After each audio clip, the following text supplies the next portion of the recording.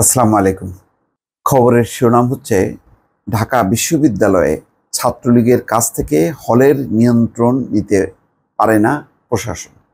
এই খবরে বলা হচ্ছে যে অন্তত ৫ বছরে ৫ বার হলের নিয়ন্ত্রণ প্রশাসনের হাতে নেয়ার সিদ্ধান্ত হয়েছিল, কিন্তু সেটি বাস্তবায়ন করা যায়নি। বাস্তবায়ন না করার মূল কারণ হচ্ছে ভিসি প্রশাসন তারা এত বেশি সরকারের প্রতি নতজানু থাকে যে তারা যে শক্ত পদক্ষেপ নেবে, প্রয়োজনে আইনি যে পদক্ষেপ নেবে সেটিও পারছে না ছাত্রলীগের কারণে। কারণ ছাত্রলীগ পুরো কন্ট্রোল করে, প্রথম বর্ষের ছাত্রদেরকে গণরুমে ঢুকায়, আর হচ্ছে গেস্ট রুম, অর্থাৎ দিনের বেলায় তাদের মিছিল মিটিং করতে হবে আর সন্ধ্যার পর হাজিরা দিতে হবে গেস্ট রুমে। এই যে গেস্ট রুম কালচার মানে এক ধরনের নির্যাতন, নিবর্তন। সেখানে সিনিয়র জুনিয়রদের প্রতি মানে মানে অমানসিক একটা নির্যাতন, সব সময় একটা মানসিকভাবে তাদেরকে বিপন্ন রাখা, এই কাজগুলো হয়ে আসছে। এটি কোনোভাবেই আর নিয়ন্ত্রণ করা যায়নি। এটি প্রকারান্তরে দেখলাম যে এই রিপোর্টে প্রশাসনও স্বীকার করে নিচ্ছে, যারা এর সঙ্গে যুক্ত ছিল বর্তমান এবং অতীত, তারা এক ধরনের তাদের অসহায়ত্ব প্রকাশ করেছে।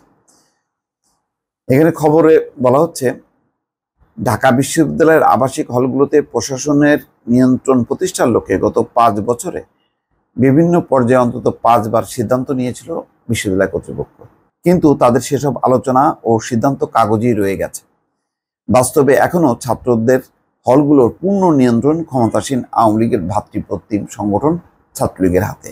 হল প্রশাসনের সঙ্গে যুক্ত শিক্ষকদের সঙ্গে কথা বলে জানা গেছে, ছাত্রদের হলগুলো পুরোপুরি প্রশাসনের নিয়ন্ত্রণে নিতে গেলে অসন্তোষ তৈরি হতে পারে, শিক্ষকরা হেনস্থ হতে পারেন।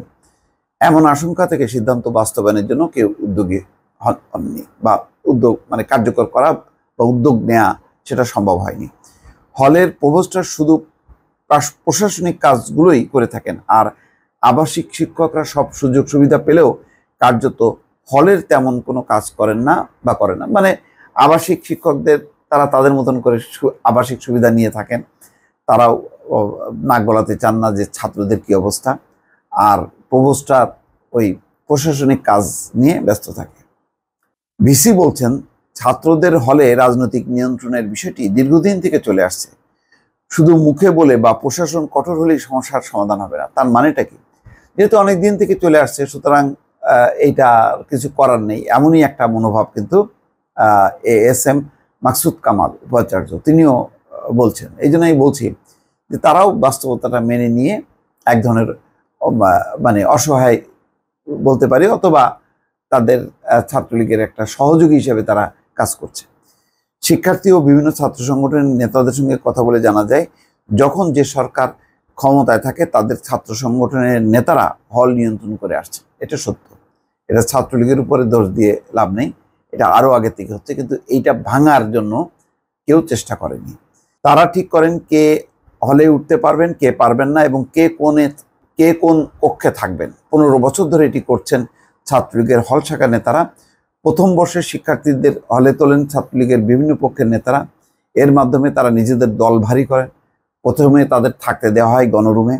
হলে ওঠার বিনিময়ে শিক্ষার্থীদের একটা সময় পর্যন্ত নিয়মিত সংগঠনের মিছিল সমাবেশে অংশ নিতে হয়, অর্থাৎ হাজিরা দিতে হয়। তারপরে রাতে আবার হাজিরা দিতে হয় গেস্ট রুমে। এই দল ভারী করা নিয়ে প্রতি বছর ছাত্রলীগের নিজেদের মধ্যে বিবাদ বা সংঘাতের ঘটনা ঘটে। তো এই হচ্ছে পরিস্থিতি। তার মানে একেবারে জিম্মি অবস্থার মধ্য থেকে যারা হলে থাকেন এক ধরনের দাসত্ব বরণ করেই তাদেরকে টিকে থাকতে হয়, এবং এটা বছরের পর বছর চলে আসছে। এটা ডাক্তার ভিপি দেখলাম নুরুল হক নূর স্বীকার করলেন, অধ্যাপক আসিফ নজরুল তিনিও একসময় দায়িত্বে ছিলেন, তিনিও স্বীকার করলেন, এবং অন্যরা তো মানে প্রকারান্তরে স্বীকারই করলেন এই পরিস্থিতির কথা। তো দর্শক, এই হচ্ছে অবস্থা, মানে খুবই দুর্ভাগ্যজনক, এবং এইসব কারণেই সম্ভবত শিক্ষা দীক্ষার মানটা পড়ে গেছে। এখানে পড়াশোনার পরিবেশ নেই, কিন্তু মাস্তানি করার পরিবেশ আছে।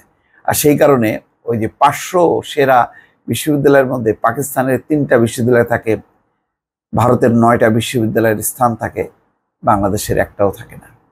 ভালো থাকবেন। আল্লাহ হাফেজ।